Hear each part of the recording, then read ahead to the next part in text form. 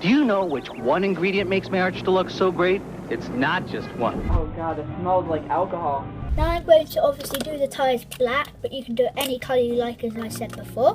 The 1990s was a decade bursting with creativity, bold ideas, and a kind of techno-optimism that had inventors and companies racing to revolutionize the way we lived. Everyone was looking for the next big thing, but not all big ideas turn into success stories. In today's video, we're diving deep into the vault of nostalgic misfires to bring you 25 innovative products from the 1990s that failed miserably. Let's kick things off with one of the most famously weird ideas of the decade: Crystal Pepsi. Pepsi decided that what people really wanted was a clear soda that looked like water but tasted like cola. I'm really concerned that selling this new Crystal Pepsi could hurt the sales of my other soft drink brands, like brand Pepsi. It was supposed to feel clean, modern, and health-conscious. The commercials were intense. Van Halen's Right Now blasting while slow-mo shots of people doing epic stuff played across the screen. Pepsi marketed it like it was the drink of the future. But here's the problem. It confused people. It didn't taste exactly like regular Pepsi, and the see-through look made some folks think it was flavorless. I'll put Crystal Pepsi into the section, but I have no more display space for another soft drink. Plus, people weren't really asking for a clear soda in the first place. It quietly disappeared within 2 years. Interestingly, it made a short-lived comeback in 2016 for nostalgia's sake, but even then, it didn't last. You can put your Crystal Pepsi display in place of the Pepsi display. Long before the iPhone, Apple tried to change the world with a clunky little gadget called the Newton. This personal digital assistant, PDA, was meant to replace your calendar, notepad, and maybe even your computer. It's going to change our lives as much as the fax machine or the cellular telephone have in the last 10 years. It could take notes, store contacts, and even recognize your handwriting. At least, that was the promise. In reality, its handwriting recognition was hilariously inaccurate. It was bulky, expensive, nearly $700 at the time, and just not ready for prime time. So within weeks of launching Newton, Apple put together the first Newton Developers Conference. Even The Simpsons mocked it. Apple pulled the plug on it by 1998, but funnily enough, it laid the groundwork for what would later become the iPhone and iPad. So, not a total loss, just an awkward early step. The consumer electronics business needs a hot product. These shoes were everywhere for a hot minute. Reebok promised that by pumping air into the tongue of your sneaker, you'd get better performance. A tighter fit, more bounce, more game. When I'm pumped up, I get support, protection, and a custom fit that's unbeatable. NBA players were seen rocking them, and kids begged their parents for a pair. But here's the catch. They didn't really work that well. The pump was mostly a gimmick. Almost anything, but no one can imitate the pump. Once the novelty wore off, people realized they were paying a lot more money for very little actual benefit. Plus, the pump mechanism often broke. While it wasn't a complete flop in terms of sales, it definitely didn't live up to the hype or last as a performance innovation. The original, the pump, from Reebok. This one's a classic failure that still haunts Nintendo fans. The Virtual Boy was Nintendo's attempt at virtual reality before VR was even a thing. You looked into a red-tinted headset and played games in a strange 3D format. Virtual Boy, see it now in 3D. But the graphics were clunky. The red and black color scheme gave people headaches, and the system was uncomfortable to use. It was also insanely expensive for its time and only had a handful of games. Nintendo discontinued it after just 6 months. It's often ranked as one of the biggest flops in gaming history. But hey, at least they were thinking ahead. That's pretty brutal. Okay. Yes, you read that right. Coors, the beer company, decided to make non-alcoholic sparkling water in the early 90s. The idea was to diversify their product line and hop on the health-conscious train. But there was one big issue. People associated Coors with beer, not water. Probably longer than physically. Coach, hey, yeah, I got a question. And putting the Coors logo on a bottle of sparkling water just confused everyone. Consumers didn't trust it, didn't want it, and didn't buy it. It flopped so hard that it was pulled from the shelves quickly. Is it true that not drinking water while consuming beer can adversely affect your functioning? The lesson: brand identity matters a lot. Just because you can make sparkling water doesn't mean you should. Coach, do you drink refreshing Rocky Mountain spring water? Now, this one was straight out of a sci-fi movie. Orbits was a weird, futuristic-looking drink with tiny floating gelatin balls suspended inside the bottle. You can see me? Yes, I can see you. You're perfectly in frame. Oh god, it smells like alcohol. So, The idea was to create a textured beverage experience that would amaze customers. It looked cool, like a lava lamp you could drink, but the novelty wore off fast. Most people said it had a strange taste and an even stranger mouthfeel. It was supposed to feel like drinking a drink and chewing gum at the same time, but that just didn't sit well with consumers. The gelatin balls freaked people out, and the lack of any clear flavor direction didn't help. Alright, I'm just going to show you the ones that I've bought so far. The one on the right is called Raspberry Citrus. Orbits never took off and was discontinued quickly. It's remembered today more as a curiosity than a beverage breakthrough. Sony wanted to replace cassette tapes and CDs with something smaller, sleeker, and more modern: the mini disc. The tech was solid. It's basically a Sony format that died out. You could record and re-record without losing quality. But there were two big problems. First, the mini discs themselves were expensive. And second, CDs were already becoming cheaper and more popular. Headphone outlet. So, if we look at the... Most people just didn't see the need to switch. MP3 players also began rising in popularity by the late 90s, making mini discs feel outdated almost immediately. Sony did its best to push the format, especially in Japan, but it never caught on globally. It was quietly shelved, and now it lives on mostly in retro tech fan circles. Here's one that really missed the mark. In an effort to create a healthier cigarette, tobacco giant R.J. Reynolds launched Premier, a smokeless cigarette that used a heated element to release nicotine rather than burning tobacco. And because they know what a pleasure it is to smoke a mild, good-tasting cigarette... Sounds kind of like a vape, right? But this was the early 90s, and the technology just wasn't there. The cigarette had a horrible taste and a strange smell that users described as burning plastic. That is an opportunity the dwindling number of American smokers might want to take. Smokers hated it, and non-smokers weren't impressed either. It was such a disaster that it cost the company over $1 billion in development and marketing, and was pulled from the shelves within a year. Before Cortana or Clippy, there was Bob. Microsoft Bob was a friendly, cartoon-style software interface meant to make computers easier for beginners, instead of folders and icons. Okay, so the idea of Bob was to put a interface on top. Users navigated a cartoon house with a dog named Rover who guided them around. It was supposed to be intuitive and helpful, but it turned out to be overly simplistic and pretty annoying. Most users found it clunky and condescending, and it required more processing power than many home computers had at the time. Compatible all the way up to XP. So welcome to Microsoft Bob. Even Bill Gates admitted it was a flop. Microsoft Bob became one of the most mocked pieces of software ever made. Okay, technically, this one launched at the very end of the 80s, but it flopped hard in the early 90s. Is Pepsi AM.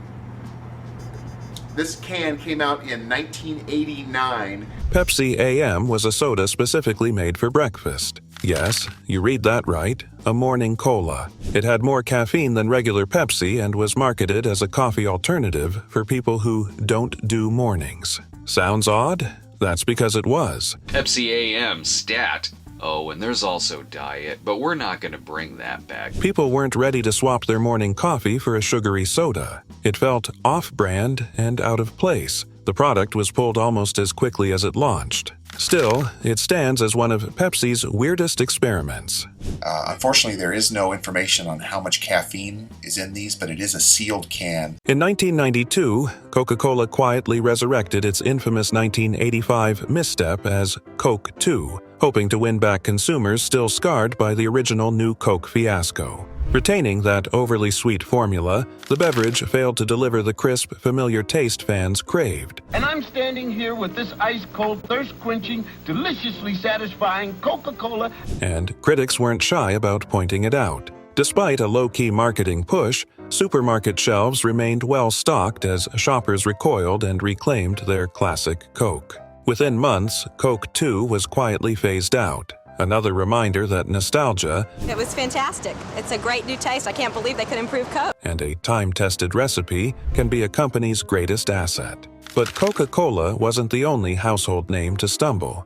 Next up, a fast food giant's attempt to go gourmet would leave both adults and kids wondering what went wrong. Coca-Cola officials say it's a humbling experience, but they have to admit they underestimated. McDonald's Arch Deluxe launched in 1996 amid the Golden Arches advertising blitz. Featuring a fancy potato crispy bun, peppered bacon mayo, and leaf lettuce, it aimed to lure affluent 18 to 34-year-olds, yet it confused core fans and health-conscious diners alike. Okay, just one at a time. Yeah, no, Ronald, okay? The campaign spent over $100 million on ads, but restaurant traffic barely budged. Customers balked at paying double for what felt like a middling upgrade, and kids stuck with Happy Meals. Hey! Wait! Something's wrong! By 2000, McDonald's quietly retired the Arch Deluxe, chalking it up to market overreach. Next, a storied motorcycle maker tried to bottle its rugged ethos, only to produce a scent that left even die-hard fans scratching their heads. I knew you'd love it. That crisp chicken fillet. It's right up your alley. In 1995, Harley-Davidson ventured beyond the open road, releasing a perfume meant to capture its trademark leather and chrome essence. Packaged in sleek, metallic bottles, the fragrance boasted smoky tobacco and sandalwood notes, aiming to turn bikers and admirers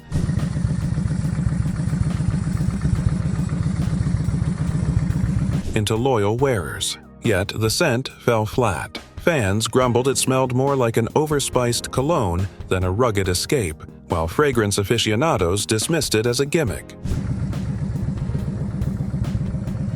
Retailers soon relegated it to clearance racks, where it languished until discontinuation. The disconnect between roaring engines and delicate spritzes proved too stark. But this wasn't the only 90s novelty that misfired. Next, an at-home beauty hack would promise miracles yet deliver nothing but colorful regret. Seen it actually running. It's been a little old school. It's got a White Brothers lowering kit. As thinning hair became a source of dread, the mid-90s brought spray-on hair, an aerosol can of powdery fibers designed to cling to sparse follicles, And ladies with thinning hair or bald spots, GL8 solves the problem promising instant fullness. Infomercials showcased seamless results under bright lights, yet real-world use revealed chalky streaks and uneven patches, more disguise than transformation. Users reported stained shower curtains and pillowcases, while onlookers struggled to understand if the hair was natural or artificial. Applying GLH to yourself is so easy. Just spray on, then brush after using the finishing shield, and you're done. The gimmick's visual appeal evaporated outside studio cameras, and safety concerns over inhaled particles didn't help its case. By decade's end, spray-on hair was mocked on late-night TV and relegated to novelty bins. Up next, a snack giant's fat-free dream would wind up, well, having you dash straight to the bathroom. My barber told me I'd never grow any more hair. Hey, Emmett, look at me now. Riding the 90s diet craze, Frito-Lay unveiled Wow Chips in 1998. So what do you think of it overall? I love it. Would you buy some? Oh, yes. Swapping fat for Olestra, a molecule too large to digest. The chips tasted nearly identical to Lay's classics and raked in $347 million during their first year. But behind the scenes, Olestra slipped through the digestive tract like an unwelcome laxative, leading to urgent, often public exits. As the bathroom tales spread, sales plunged to $200 million by 2000. Everything from the Skeet barbecue to nacho cheesier.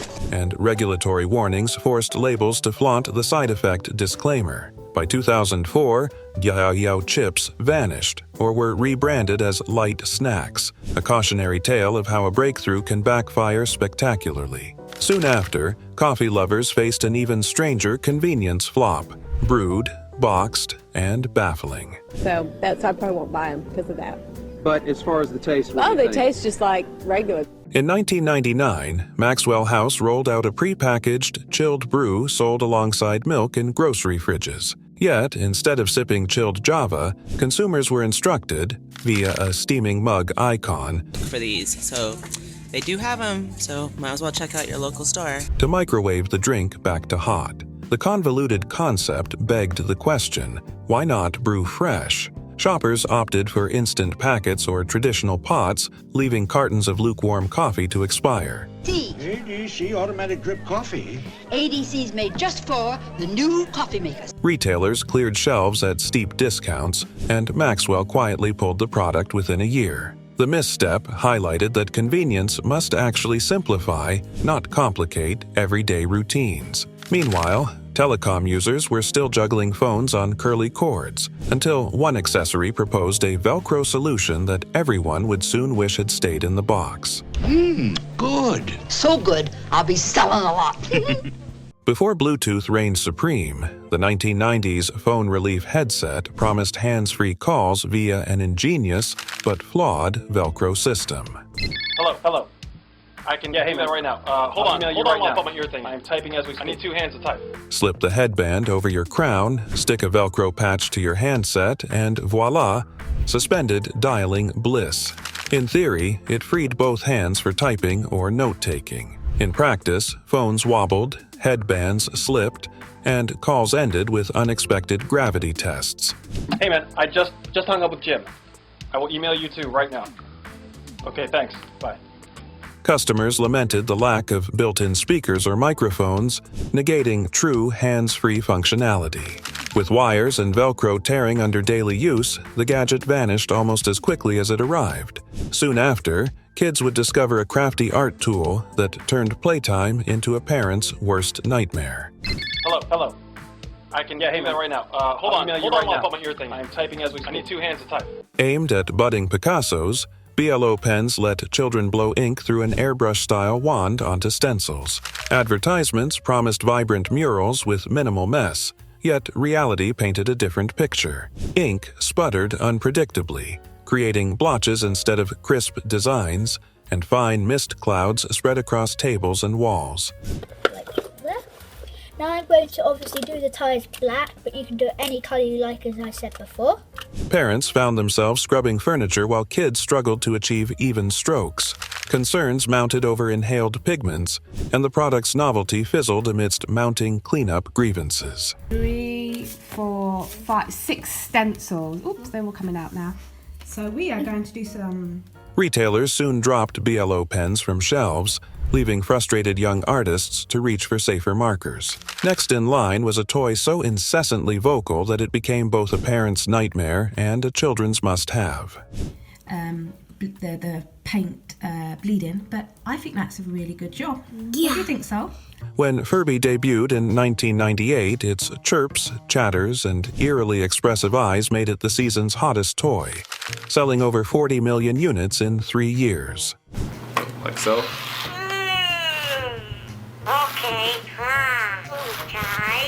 But delight quickly turned to exhaustion as Furby refused to stay silent. Lacking an off switch, it awoke at random, serenading households in the dead of night.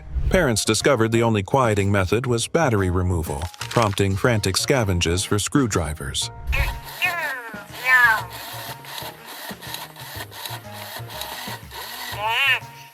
Though beloved by children, the constant babble and nocturnal awakenings earned Furbies a spot on many parents' worst toys lists. Hasbro wouldn't repeat the mistake when it revived Furby in 2023, this time, thankfully, with a proper power button. Yet, even that lesson couldn't save a clear craze that fizzled soon after its debut.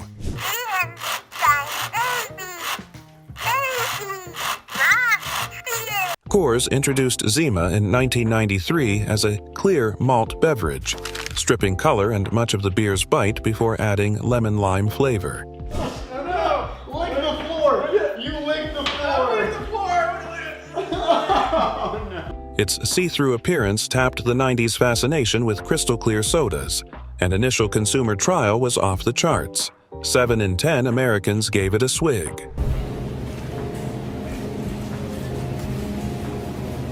Yet, the novelty wore thin as drinkers described it as beer's bland cousin with a citrus twist. Sales plummeted within a few years, and Zima was discontinued in the US by 2008. Despite its flop, many credit Zima for paving the way to today's booming hard seltzer market, proof that even a failure can leave a lasting legacy.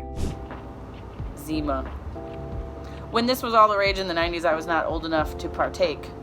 At first blush, Beanie Babies looked like harmless plush companions, tiny, collectible, and adorably stitched.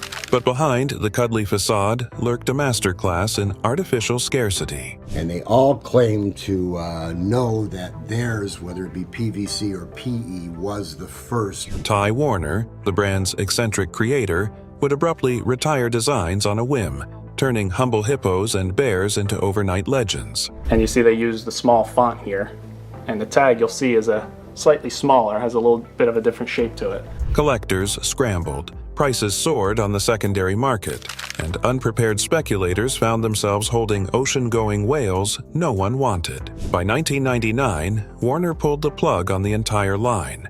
No warning, no fanfare, leaving armies of wrappers and trading cards with plummeting worth. Tax evasion charges in 2013 briefly thrust him back into headlines, but the beanie bubble never quite rebounded. And yet, lurking in the toy chest is another 90s icon whose downfall is even more astonishing. So I brought in some of the Beanie Babies that I thought were the most rare in my collection, and this company knew. Once upon a time, the internet was a formal affair, and who better to guide you than a besuited gentleman named Jeeves? Launched in 1996, Ask Jeeves promised to answer your queries in plain English, sparing you the tyranny of keywords. Hope that helps you understand Ask Jeeves. I'm Bridge Stewart, and this is Every Single Thing Explained. Its digital butler mascot strode alongside users through early web labyrinths, even floating over Manhattan in Thanksgiving Day parade balloons. But as algorithms advanced, Jeeves's literal interpretations and clunky processing left it gasping. Ask Jeeves, the question-answering search engine began trading today on the NASDAQ just a short while ago. Google's sleek simplicity and superior relevancy rendered natural language searches passé. By the mid-2000s, Jeeves was jettisoned. The site rebranded Ask.com, and the valet vanished into internet lore. Proof that even polite manners can't save you from ruthless competition. Improve their ability to interact with their customers on their websites. So we're paid by companies to develop a service. In 1995, Kodak unleashed the DC-40, a groundbreaking digital camera promising instant snapshots without film. At a hefty $1,000 price tag, it sported 1.3 megapixels, a novelty at the time.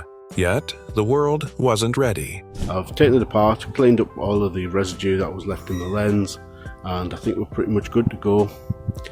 Slow data transfer, grainy images, and tiny LCD previews disappointed photographers accustomed to the crisp reliability of 35mm. Compact flash cards aren't that hard to get in, but I tried putting in a 32 megabyte compact flash card and that didn't work. Kodak's roots in silver halide made digital feel like an afterthought. The firm underestimated online photo sharing's explosive growth, and enthusiasts balked at cumbersome proprietary formats. By 1999, rival manufacturers offered faster, higher-resolution models at lower prices. Though pioneering, the DC-40 sank under its own pioneering weight, foreshadowing Kodak's eventual 2012 bankruptcy and highlighting the perils of hesitating on disruptive innovation. Okay, I've managed to work out how to use the playback feature, and as you can see, it does work.